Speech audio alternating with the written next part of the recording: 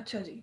तो आज का जो हमने टॉपिक स्टडी करना है दैट इज़ ऑडिट साइकिल। ये बेसिकली जो चैप्टर है, छोटा-सा चैप्टर है, इसमें बेसिकली हम इसको टॉपिक वाइज़ लेके चल रहे हैं कि पहले हमने बेसिक इंट्रोडक्शन जो ऑडिट से रिलेटेड था, एडवांटेजेस, डिसएडवांटेजेस, जो बेसिक बुनियादी बातें एक बेस बनाने के लिए सब्जेक्ट की हमने डिस्कस की कि क्यों ज़रूरी है, ये सब्जेक्ट पढ़ना क्यों चाहिए, इसका स्कोप क्या है। उसके बाद फिर हम लोगों ने बेसिक जो क्लासिफिकेशन, एक लेक्चर था जो हमारी लाइव क्लास नहीं हुई थी, वो मैंने उसकी रिकॉर्डिंग शेयर की थी आप लोगों के साथ।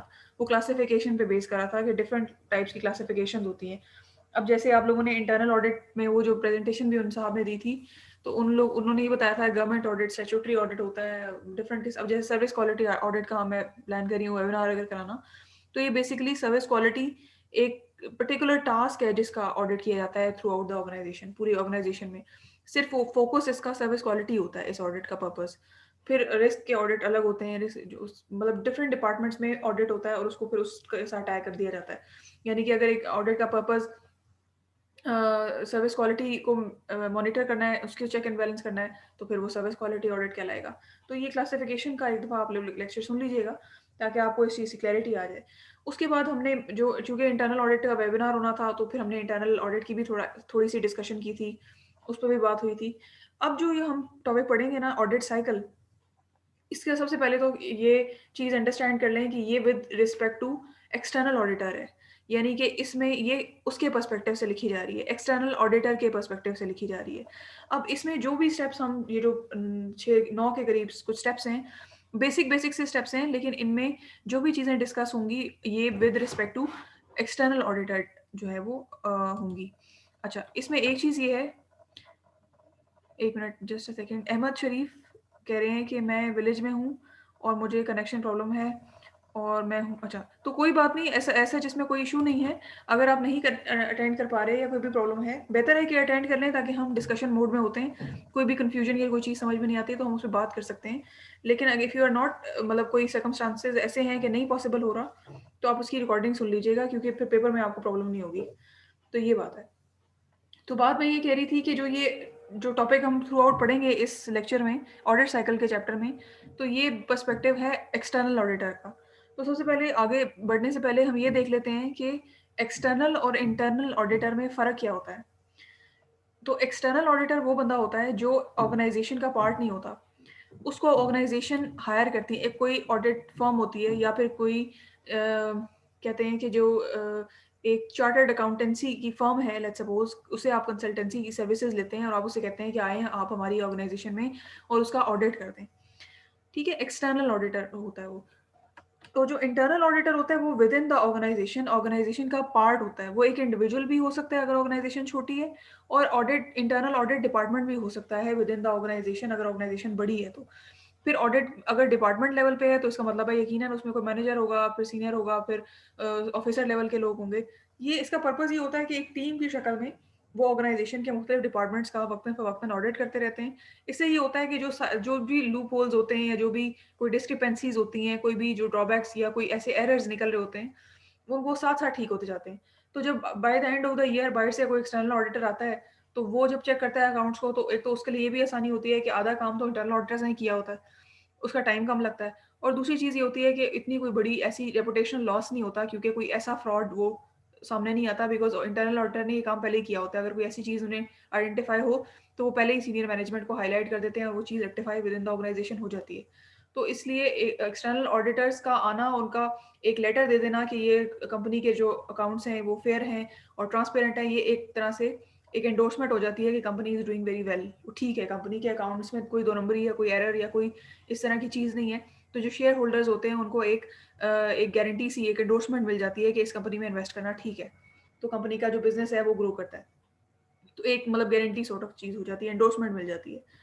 तो ये सारा सिनेरियो है इंटरनल ऑडिट और एक्सटर्नल ऑडिट, इंटरनल ऑडिटर और एक्सटर्नल ऑडिटर का जो पर्पस भी था और जो जिसके लिए वो होते हैं, अपॉइंट किए जाते हैं, तो मैंने आपको बताया।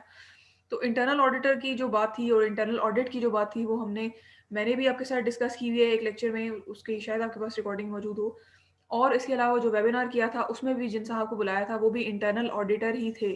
यानी कि उस ऑर्गेनाइज़ेशन के एज़ एन इंटरनल ऑडिटर उस ऑर्गेनाइज़ेशन के एम्प्लॉयी के तौर पे वो काम कर रहे थे, जेएस बैंक के थे वो। तो एक तो ये चीज़ वो तो हम डिस्कस कर चुके। तो अब ऑडिट साइकिल में हम देखेंगे कि एक्सटर्नल ऑडिटर की क्या स्टोरी है, इसको कैसे ऑर्गेनाइजेशन के साथ लिए कनेक्ट होता है और इसमें ये क्या करता है बेसिकली, और इसका ये ऑर्गेनाइजेशन में आके ये क्यों हायर किया जाता है, what is the purpose of hiring N external auditor, जबकि आपने इंटरनल ऑडिटर फुल टाइम रखा हुआ है, तो फिर इसको बुलाने की क्या ज़रूरत है। तो ये सारी बातें हमने इसमें डिस्कस करनी है। इसको वन बाय वन पॉइंट्स को देखेंगे जितने हम मैक्सिमम डिस्कस कर सकें। तो सबसे पहले जो देखो ये थोड़े से पॉइंट्स देख लेते हैं, इन्हीं पॉइंट्स की आगे इलैबोरेशन है। ये जो बुलेट्स में लिखे हुए हैं 3 ये 9 पॉइंट्स, इन्हीं की पूरी जो आपकी ये इस लेक्चर स्लाइड्स हैं इनमें उसकी प्रेजेंटेशन ही दी हुई है। मतलब सारी डिस्कशन जो की पॉइंट्स हैं ना जो आपको पता होने चाहिए, फिंगर टिप्स पे होने चाहिए, वो बस आगे इसमें बताए हुए हैं बेसिक से। ऑडिटर कैसे अपॉइंट किया जाता है, और जब ऑडिटर अपॉइंट होता है सबसे पहली स्टेज है, उसके बाद इनिशियल इंक्वायरीज हैं, फिर जो है एक एंगेजमेंट लेटर की बात है, वो क्या होता है, क्यों होता है, उसकी सारी डिटेल हम डिस्कस करेंगे कमिंग स्लाइड्स में। फिर एक ऑडिट फाइल मेंटेन की जाती है, आईसीक्यू क्या होता है, फिर कंप्लायंस टेस्ट होते हैं, ये क्या चीज़ है, ऑडिट प्रोग्राम एक ड्रॉ किया जाता है, बनाया जाता है, वो क्या होता है, क्यों होता है, टेक्निक्स क्या इस्तेमाल की जाती हैं उसको कैरी आउट करने के लिए। फिर ओपिनियन और जो रिपोर्ट है वो जब लिखता है, रिपोर्ट राइटिंग वो करता है ऑडिटर, तो उसमें वो क्या चीज़ें देखता है, और फिर किसको वो जब लिख ली अगर रिपोर्ट, तो फिर किसको वो बताता है कि मैंने ये रिपोर्ट है और इस पे मुझे जवाब भी चाहिए। तो ये सारी चीज़ें हमने इस वाली लेक्चर में अभी मैं मैक्सिमम जितनी हम कर सके आज में हम उसको डिस्कस करने की कोशिश करेंगे और समझने की कोशिश करेंगे। और ये by the end of this lecture आपको इंटरनल ऑडिटर, क्योंकि हम इस पे बात कर चुके हैं, और एक्सटर्नल ऑडिटर उस पे हम इस लेक्चर के एंड में, या ये हो सकता है अगर आज पूरा ना हो तो नेक्स्ट लेक्चर के एंड में जब ये स्लाइड हमारी सारी कवर होंगी तो हमें पता हो कि एक्सटर्नल और इंटरनल ऑडिटर में क्या फ़र्क होता है और क्यों ज़रूरत है दोनों को हायर करने की, या ना करने की इंटरनल ऑडिटर को, लेकिन एक्सटर्नल तो को भी बल्कि ना हायर करने की, या हायर करने की क्या वजह है। तो सबसे पहला पॉइंट है, देखते हैं, स्टार्ट करते हैं। अपॉइंटमेंट ऑफ एन ऑडिटर, कि आपने अब ये एक्सटर्नल ऑडिटर की बात हो रही है, इस बात को नहीं भूलना। एक्सटर्नल ऑडिटर को जब आप हायर करते हैं, क्यों करते हैं? सबसे पहली बात तो ये। तो उसका जवाब ये है कि आपका जो रेगुलेटर है SECP, security and exchange commission of Pakistan, जो रेगुलेटर होता है वो कंपनीज़ को रेगुलेट करता है, यानी कि उनकी कारकर्दगी को मॉनिटर करता है। उनकी अगर लेट्स सपोज़ अगर मैंने कंपनी बनानी है तो मैं डॉक्यूमेंट्स जो जो मुझे एसईसीपी ने, मेरे रेगुलेटर ने बताए हुए हैं, जैसे आर्टिकल ऑफ एसोसिएशन, मेमोरेंडम, और भी बेतहाशा होते हैं डॉक्यूमेंट्स, अनेक्जर्स होते हैं, वो मैं सारे पूरे करूँगी और जाके मैं, और जैसे फॉर एग्जांपल अगर किसी कस्टमर ने बैंक अकाउंट खोलना होता है तो वो उस अकाउंट ओपनिंग फॉर्म को बैंक में जाके जमा करेगा तो अकाउंट खुलेगा ना।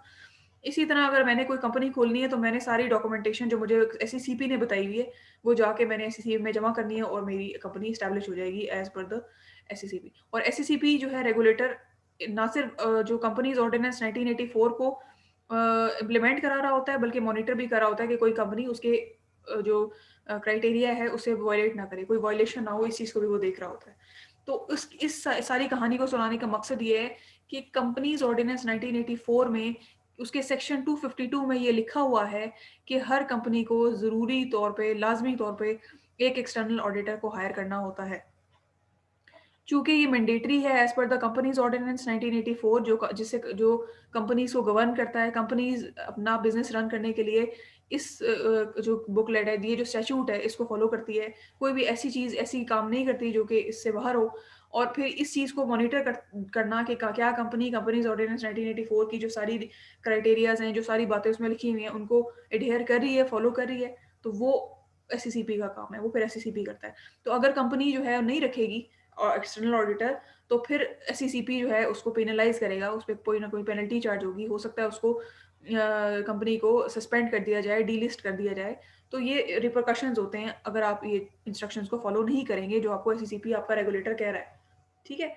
अच्छा, अब ये तो बात क्लियर होगी कि एक्सटर्नल ऑडिटर का हायर करना कंपनीज़ के लिए मस्ट है। इस पे एक चीज़ यहाँ पे इधर ही क्लियर कर लेते हैं, समझ लेते हैं कि देखो कंपनीज़ में पार्टनरशिप्स में और आपका जो ये सोल प्रोप्राइटर है, इसमें फ़र्क है।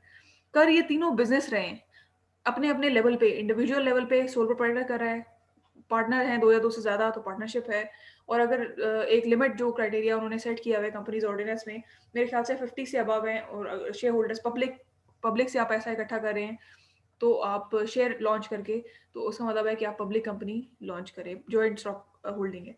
उसकी अपनी क्राइटेरिया है, उसके अपने जो प्रीरेक्विजिट्स हैं कंपनी को फॉर्म करने के। तो अगर आप उनको उनको पूरा कर रहे हैं, तो इसका मतलब है कंपनी फॉर्म करें। अब तीनों एंटिटीज़ जो हैं वो अपने-अपने लेवल पे बिज़नेस कर रही हैं। लेकिन जो कंपनीज़ ऑर्डिनेंस 1984 है वो एप्लीकेबल है कंपनीज़ पे। पार्टनरशिप जो है वो फॉलो करेगा 1932 का पार्टनरशिप एक्ट, और सोल जो ट्रेडर है वो अब एनटीएन को रजिस्टर कर देगा जाके एसईसीपी में भी रजिस्टर करेगा मेरे ख्याल से। इसकी कोई वेबसाइट है, एफबीआर से मेरे आगे से रजिस्टर करेगा। तो ये सारी सिनेरियो है, तो ये फ़र्क है इनमें।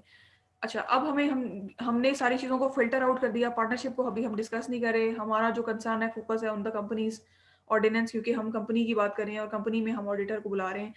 वो कंपनी प्राइवेट लिमिटेड बैंक भी हो सकता है, वो कंपनी कोई टेक्सटाइल की मिल भी हो सकती है, वो कोहिनूर टेक्सटाइल मिल भी हो सकती है, कोई भी कंपनी की जो बात हो रही है, तो हम उस पे फ़ोकस किए हुए हैं। तो अगर एक कंपनी है, तो उसको एक्सटर्नल ऑडिटर मस्ट रखना है। क्यों? क्योंकि वो कंपनीज़ ऑर्डिनेंस को फ़ॉलो कर रही है और एससीसीपी उसका रेगुलेटर ने उस बाइंडिंग किया हुआ है कि उसने रखना है। अच्छा, अब ये चीज़ तो डिसाइड होगी कि उसको हमने हायर करना है। अब कहाँ पे, कैसे हमने उसको हायर करना है? क्या कैसे किसी तरह भी आप उसकी एडवर्टाइज़ करेंगे और एक्सटर्नल ऑडिटर को हायर करेंगे? नहीं, ऐसे नहीं होता। इसके लिए स्पेशली एक बाकायदा मीटिंग होती है, AGM.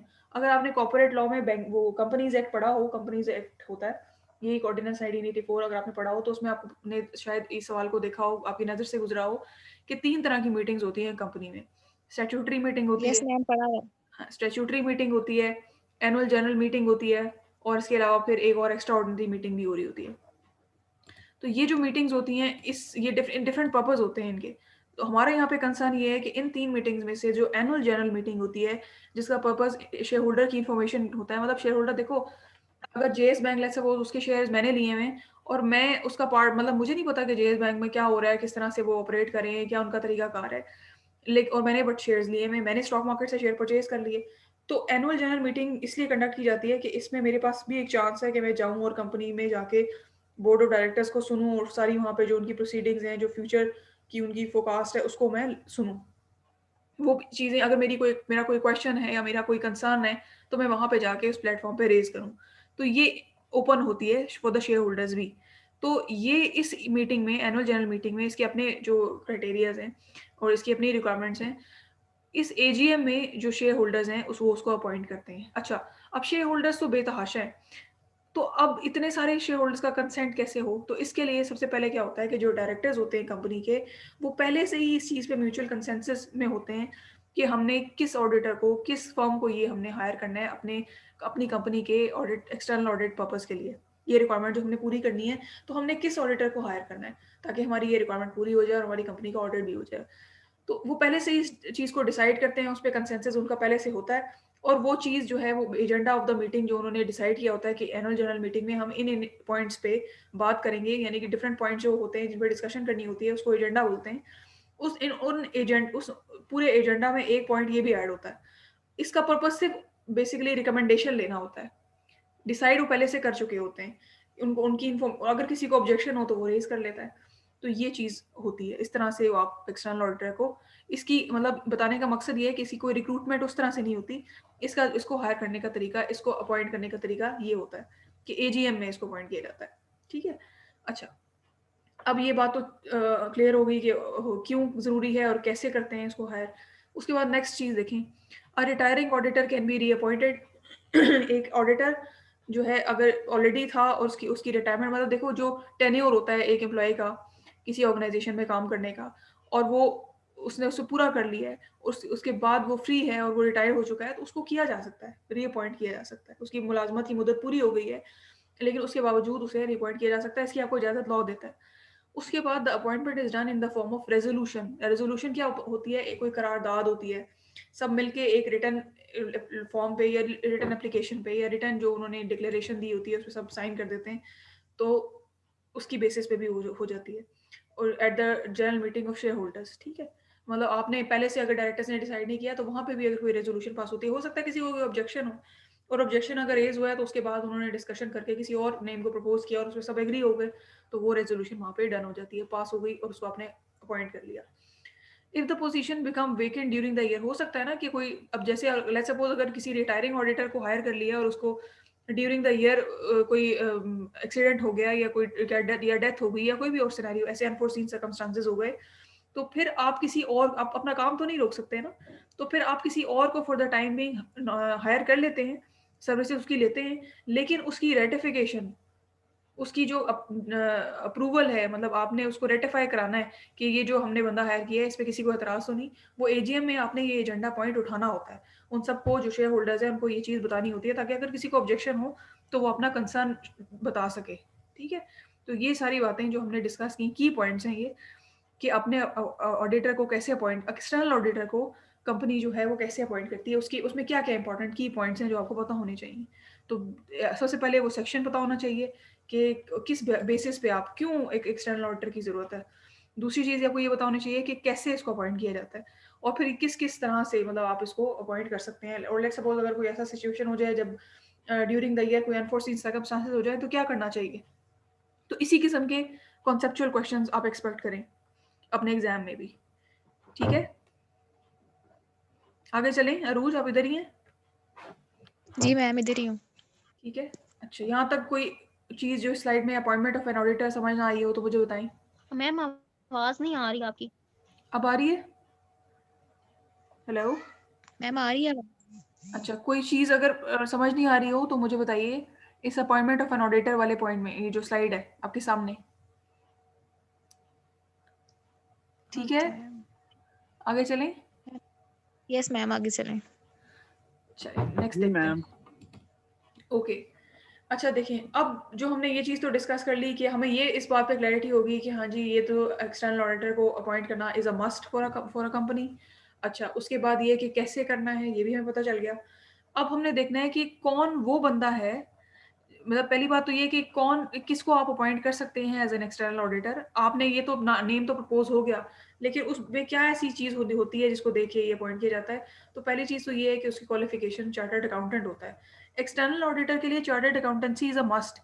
Internal auditor simple MBA भी हो सकता है। अगर आपने ध्यान से सुना हो, तो जो आपके वो गेस्ट आए थे रिसोर्स पर्सन वेबिनार में, वो भी एमबीए थे, 2006 के ग्रेजुएट थे।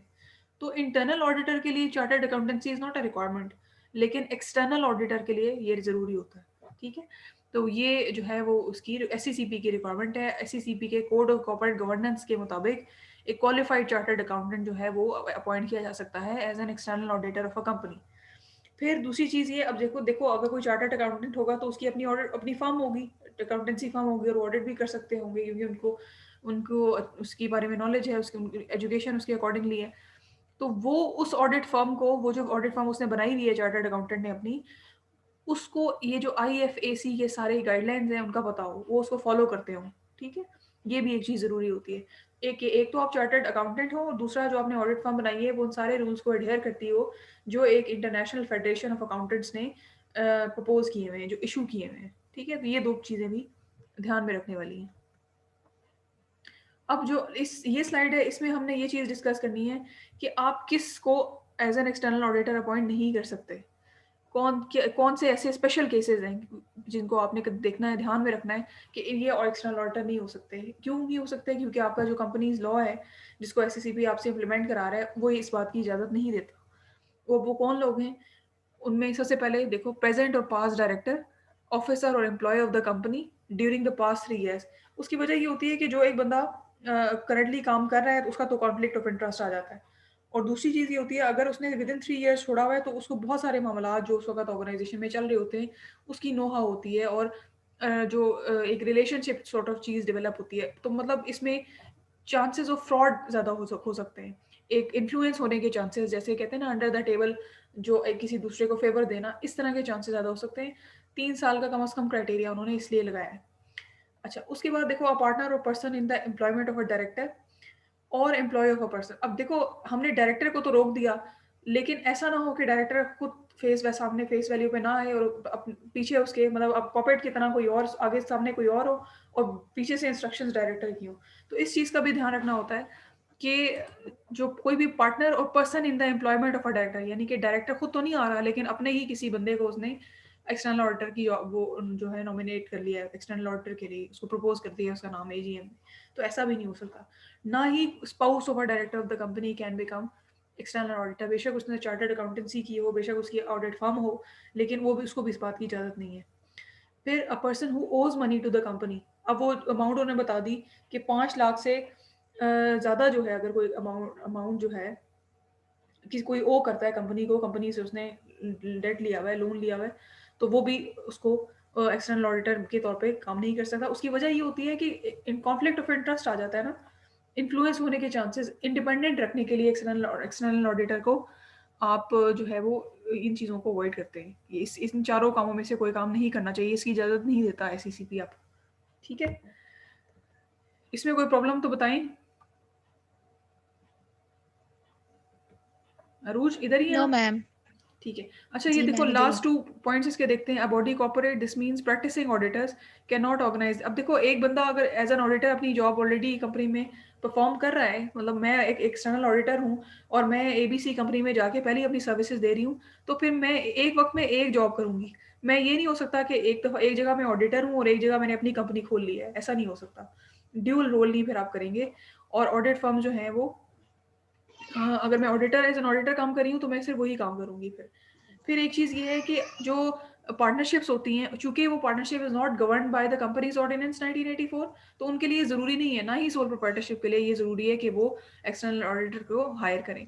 लेकिन अगर वो करना चाहें, मतलब just for the sake of their accounts की चेकिंग के लिए, अपनी तसल्ली के लिए, तो वो कर सकते हैं। मना नहीं है, लेकिन ज़रूरी भी नहीं है, कंपल्शन नहीं है उन पे। फिर a person who has been found guilty of professional misconduct. अगर कोई इस किस्म का सिनेरियो है, किसी धोखाधड़ी में मुलविस रहा है कोई, या फिर कोई इस किस्म का उस पे चार्ज है, कोई जो है उसमें मुकदमा हुआ है, पुलिस केस उस पे बना हुआ है या कुछ इस किस्म की चीज़ है या डिसिप्लिनरी एक्शन के तहत कोई इश्यू हुआ है, अदालत उसमें उसका इन्वॉल्वमेंट रही है, तो ऐसे बंदे पे आप ट्रस्ट नहीं कर सकते। इन रीज़न्स की वजह से जो फ्यूडेशियरी रिलेशनशिप यानी कि जो एतमाद का रिश्ता है, वो कायम नहीं हो सकता। तो इसलिए आप उसको भी एज़ एन मैम एक्सटर्नल आवाज ऑडिटर नहीं आ रहा है।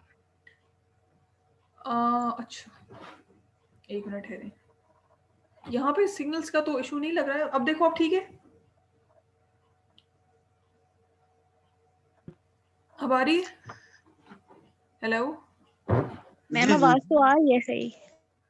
देखो तुम्हारी साइड पे सिग्नल्स का प्रॉब्लम होगा, चेक करो। मैम मैम कट रही स्क्रीन है। बार बार बंद हो रहा क्या आपका हो रहा है? नेट स्लो होगा।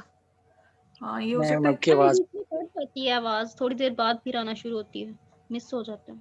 हुँ, मैम मुझे तो सही आ रही है। चलो अभी इसको हम ये इसको सेश देखते हैं ना, एंड करते हैं। तुम लोगों की से जो मिस चीज़ें हो रही हैं, फिर तुम इसकी रिकॉर्डिंग में सुनना अब, ठीक है? Okay ma'am. चलो। अच्छा ये चीज़ हमने डिस्कस की और ये बात भी अभी-अभी हमने की है कि इन केस ऑफ पार्टनरशिप और in case of sole proprietorship because देखो they are these both of these ये जो बिज़नेस नेचर्स हैं ये कॉर्पोरेट लॉ जो ये जो आपका कंपनीज़ ऑर्डिनेंस 1984 है उस ये इसको गवर्न नहीं करता।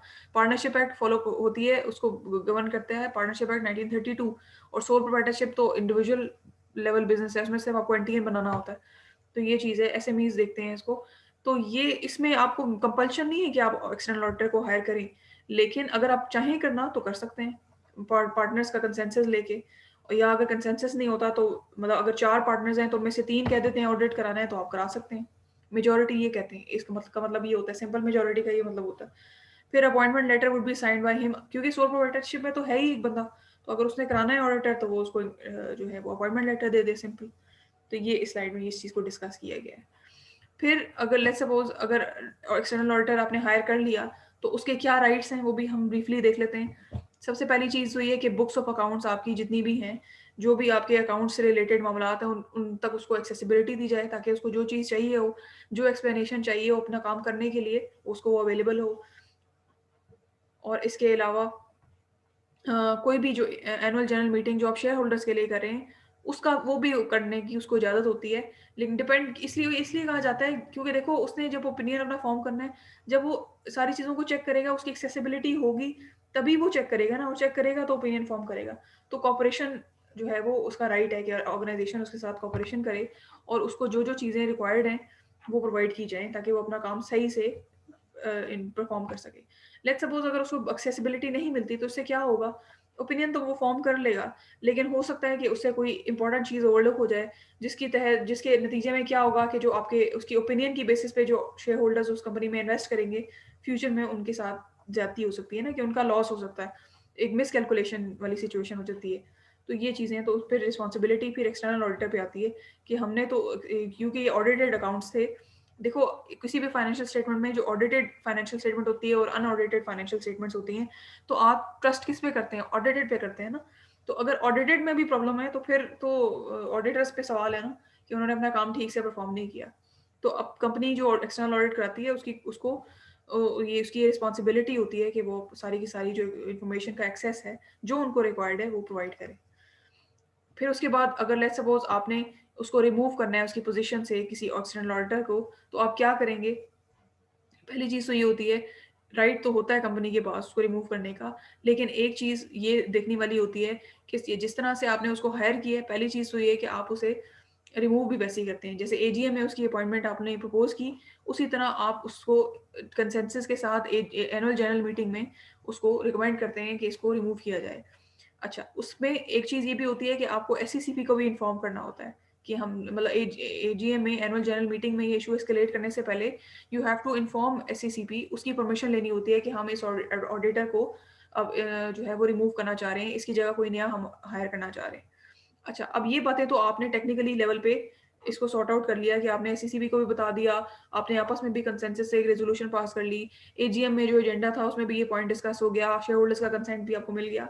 लेकिन ऑडिटर को भी तो बताना होता है क्योंकि उसकी भी तो रिप्यूट स्टेक पे होती है। लेट्स सपोज़ मैंने इस ऑडिटर को अगर रिमूव कर दिया मेरी कंपनी ने विदाउट एनी रीज़न बताए, तो वो कल को मुझ पे केस कर सकता है कि क्योंकि उसका रेपुटेशनल लॉस है ना। उसने भी तो मार्केट में काम करना है और डिफरेंट ऑर्गनाइज़ेशंस को सर्व करना है। तो मार्केट में जब भी ये न्यूज़ फैलती है कि इसको निकाल दिया गया या इसको रिमूव कर दिया गया, तो सस्पिशन क्रिएट होती है कि क्या ऐसी चीज़ हुई, क्या वजह हुई, क्या उसकी क्रेडिबिलिटी पे फ़र्क है या क्या मसला है उसके साथ। तो इसलिए ये कहा जाता है कि ऑडिटर की representation is allowed in AGM. ये भी इन राइटिंग भी हो सकती है और वो प्रेजेंट भी हो सकता है वहाँ पर। और ये ज़रूरी होता है। उसकी वजह ये है कि जब ऑडिटर अपना पॉइंट ऑफ व्यू देता है, तो हो सकता है कि वहाँ पे मिसअंडरस्टैंडिंग दूर हो जाए या कोई भी ऐसी चीज़ जो शेयर होल्डर के सामने जाए, तो उसको वो जब रिप्रेजेंटेशन अपनी दे, तो हो सकता है कि डिसीजन जो है वो उसके हक में चला जाए इन द कि वो हमने नहीं इसको रिमूव करना। तो ये भी सिनेरियो हो सकता है। तो इसलिए इन चीज़ों का ख्याल रखना है कि जब ऑडिटर को एक्सटर्नल ऑडिटर को रिमूवल उसका करना है, तो सबसे पहले उसी तरह एजीएम में आपने डायरेक्टर्स ने पहले कंसेंसस करके रेज़ोल्यूशन पास करनी है और फिर एजीएम में इसको रिकमेंड करना है सारे शेयर होल्डर्स के सामने, ताकि एक एंडोर्समेंट वहाँ से उन्हें मिल जाए। फिर उसके बाद जब वहाँ से एंडोर्समेंट मिल गई, एवरीबॉडी इज़ रेडी कि भई इसको आपने रिमूव करना है। Then what will you do? आप एससीसीपी से परमिशन लेंगे कि हम ये करना चाह रहे हैं और हम एग्री हैं इस पे, there is no dispute among us. Within the company कोई डिस्प्यूट नहीं है, we want to remove this external auditor from the post. अच्छा, फिर परमिशन भी मिल गई, तो फिर एससीसीपी में से परमिशन भी ले ली, लेकिन ऑडिटर्स की रिप्रेजेंटेशन वो आपने ज़रूर लेनी है राइटिंग में। उससे उसे पता हो in front of the share holders भी ले सकते हैं और उसे इन राइटिंग में भी ली जा सकती है। तो और ये आपने सबको कम्युनिकेट करनी है सारे मेंबर्स को, ताकि उसका स्टांस भी क्लियर रहे और उसके फ्यूचर में उसकी जॉब के लिए फ्यूचर में कोई प्रॉब्लम ना क्रिएट हो। तो ये सारी चीज़ें हैं। 5 मिनट में अभी ये मीटिंग जो है हमारी एंड हो जाएगी और इसके बाद फिर मैं आपके साथ लिंक दूसरा शेयर करूँगी, ठीक है? अरूज आप इधर ही हैं ना? जी मैम। ठीक है। सही है, तो यहाँ तक मैम, हमने जी, जी। एक्सक्यूज मी, जी, जी। ये एससीसीपी क्या होता है ma'am? SCCP security and exchange commission of Pakistan. SCCP एक रेगुलेटर है जो तमाम कंपनीज को जो भी पाकिस्तान में बनती है, कंपनीज की बात कर रही हूँ, जो उनको रेगुलेट करता है। जैसे देखो मैंने भी बताया था कि कंपनीज ऑर्डिनेंस 1984 होता है, एक स्टैट्यूट है जिसमें सारी मालूमात लिखी हुई है कि जी। कंपनी कैसे बनेगी, कंपनी के डायरेक्टर्स कैसे होंगे, कंपनी कैसे लिक्विडेट होगी, कंपनी की मीटिंग्स किस किस तरह की होंगी, कब कब होंगी, कैसे होंगी, ये सारी जितनी भी बातें हैं ना कंपनी से रिलेटेड, वो उस 1984 के कंपनीज ऑर्डिनेंस में लिखी ओके, हुई हैं। ठीक है? अब इसमें तो लिखी हुई हैं, लेकिन इसको इम्प्लीमेंट कौन कराएगा? Thank you ma'am. इसको एससीसीपी इम्प्लीमेंट कराएगा। जैसे बैंक है ना, okay, bank understood ma'am, thank you so much. Banks हैं, जैसे देखो मिसाल के तौर पर बैंक्स हैं, तो बैंक्स जो हैं वो बैंकिंग ऑर्डिनेंस 1962 फॉलो करते हैं। अब वो 19 ये जो बैंकिंग ऑर्डिनेंस है जिसमें सारे रूल्स एंड रेगुलेशन सारे वो क्लॉजेस लिखे हुए हैं कि एक बैंक की क्या-क्या बैंक ने काम करना है, तो वो उसमें लिखा हुआ है। बैंक का स्कोप उससे बाहर नहीं है, जो 1962 के ऑर्डिनेंस में लिखा है। अब इस चीज़ को इंश्योर कौन करता है कि कोई बैंक अपने स्कोप से बाहर ना जाए, कि कमर्शियल बैंक है तो वो कमर्शियल बैंकिंग की एक्टिविटीज़ करे। एक कमर्शियल बैंक के नाम से अगर एक बैंक रजिस्टर्ड हुआ है तो वो क्या-क्या काम कर सकता है? वो फिर इन्वेस्टमेंट की एक्टिविटीज़ तो नहीं कर सकता ना। वो अपने स्कोप में रहेगा। ये चीज़ कौन इंश्योर करता है? ये रेगुलेटर इंश्योर करता है और रेगुलेटर बैंक्स का कौन है? स्टेट बैंक ऑफ पाकिस्तान है। ठीक है? तो ये हमारा यहाँ थैंक तक यू मैम। पहला पॉइंट डिस्कस हमने किया है कि आपने एक्सटर्नल ऑडिटर की बात जब हमने की, तो हमने उसे हर एस्पेक्ट से देखा। हमने देखा कि आपने एक्सटर्नल ऑडिटर को अपॉइंट कैसे करना है, क्यों करना है उसको अपॉइंट, उसकी क्या ज़रूरत है, जबकि क्या इंटरनल ऑडिटर जो है आपके इन हाउस मौजूद है, फुल टाइम आपने उसे एम्प्लॉय के तौर पर रखा है। देखो एक चीज़ ये भी होती है ना कि जो आपकी कंपनी का एम्प्लॉय है वो कंपनी के अगेंस्ट तो बात नहीं करेगा। कंपनी को अगर लेट्स सपोज़ कोई वो तो छुपाने की कोशिश करेगा ना अगर ऐसी कोई चीज़ भी हो जाती है।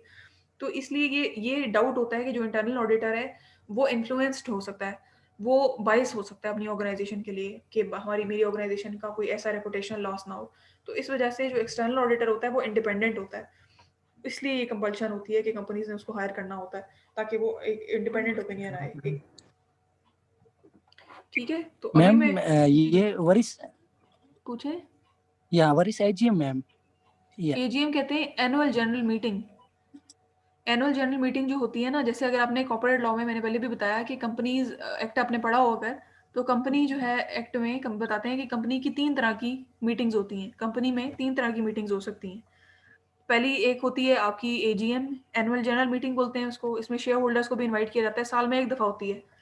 ये इसका पर्पज़ ये होता है कि जो और शेयर होल्डर्स हैं ना, जो कंपनी में एक्टिवली इन्वॉल्व नहीं होते लेकिन उन्होंने शेयर्स खरीदे हुए हैं कंपनी के, तो उनके साथ भी एक दफ़ा कंपनी 1 साल में 1 दफ़ा एक इंटरैक्शन करे और उनको भी सारी कंपनी की जो सूरत-ए-हाल है उसके बारे में आगाह करे। और कुछ इंपॉर्टेंट मामलात होते हैं, उन पे भी डिस्कशन हो जाती है। ये स्पेसिफाइड है कि क्या-क्या काम आपकी एजीएम में आप कर सकते हैं, कंपनीज़ ऑर्डिनेंस में। फिर दूसरी मीटिंग होती है आपकी स्टैट्यूटरी मीटिंग मैम होती है। जो जी, जी। मैम जो डिविडेंड पे करते हैं स्टेक होल्डर्स को, क्या वो एनुअल जनरल मीटिंग में पे करेंगे या नहीं, नहीं। किसी और थ्रू? जो अब मतलब रीसेंट केसेस में ऐसा होता है, मतलब कंपनी जो होती हैं, जो उन्होंने डिविडेंड पे करी होती हैं, वो आपको स्टॉक एक्सचेंज के थ्रू पे करी होती है, क्योंकि शेयर जो है वो स्टॉक एक्सचेंज के थ्रू, कंपनीज जो लिस्टेड होती हैं ना स्टॉक एक्सचेंज में, तो वो कंपनीज पे करती हैं डिविडेंड इन योर अकाउंट। पहले होता था कैश डिविडेंड, लेकिन अब कैश डिविडेंड नहीं होता। कैश डिविडेंड में ये होता था कि एक वो जो वोचर्स हैं वो डिस्पैच कर देते थे अकाउंट होल्डर्स को जो उनके एड्रेसेस पे, फिर वो उन्हें क्लियरिंग के थ्रू कैश जो था उनके अकाउंट में क्रेडिट हो जाता था। लेकिन अब जो है वो ऐसा होता है कि अगर कंपनी कोई डिविडेंड दे रही है तो स्टॉक एक्सचेंज में आपका सीडीसी अकाउंट होता है, सीडीसी अकाउंट में आपके वो पैसे क्रेडिट हो जाते हैं ऑटोमेटिकली। तुम लोगों को स्टॉक एक्सचेंज का आइडिया है मैम इसमें ये जो कि वहाँ की वर्किंग मैम ये कैसे जो होती है? प्रिफर्ड स्टॉक होल्डर्स होते हैं, जी, जी। मैम ये जो प्रिफर्ड स्टॉक होल्डर्स होते हैं वो भी क्या एजीएम में पार्टिसिपेट करते हैं?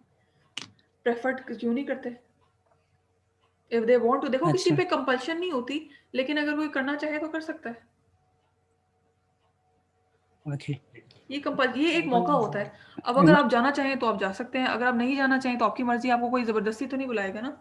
ये सिर्फ़ एक एक चांस दिया जाता है। देखो, ओके। मैंने लेट्स सपोज़ एंग्रो के शेयर्स अगर खरीदे हुए हैं, मुझे तो पता ही नहीं है एंग्रो का क्या-क्या बिज़नेस है, एंग्रो में क्या हो रहा है, ना मैंने कभी कुछ पढ़ा उसके बारे में, बट मैंने ये देख के कि उसकी कंपनी की ईपीएस अच्छी है, डिविडेंड देती है, तो मैंने उसके शेयर्स खरीद लिए। अच्छा, अब मैंने शेयर्स तो खरीदे, तो अब मेरे पास एक अपॉर्च्युनिटी है कि मैं वहाँ जाके उनके मैनेजमेंट से इंटरैक्ट कर सकती हूँ। मेरा कोई क्वेश्चन है, कोई कंसर्न है, तो मैं वहाँ राइट प्लेटफ़ॉर्म मुझे मिलता है एजीएम में। मैम अगर मेरे पास फॉर एग्जांपल शेयर्स हो किसी भी कंपनी के, और तो मैं उसमें जो कॉमन स्टॉक होल्डर्स हैं हुँ। उनसे वोट लेके एजीएम के मतलब जो लीड सीट्स है उनको मतलब ऑप्ट कर सकता हूँ? ये मैं दोबारा अभी मीटिंग स्टार्ट करती हूँ ना, फिर ये तो सवाल आपने मुझसे दोबारा पूछना है, ठीक है? ये बिल्कुल एंड पे है, अभी ऑटोमैटिकली खत्म हो जाएगी। ठीक है मैम। ओके, ओके मैम, मैं शेयर थैंक करती यू हूँ सो मच। लिंक। ओके।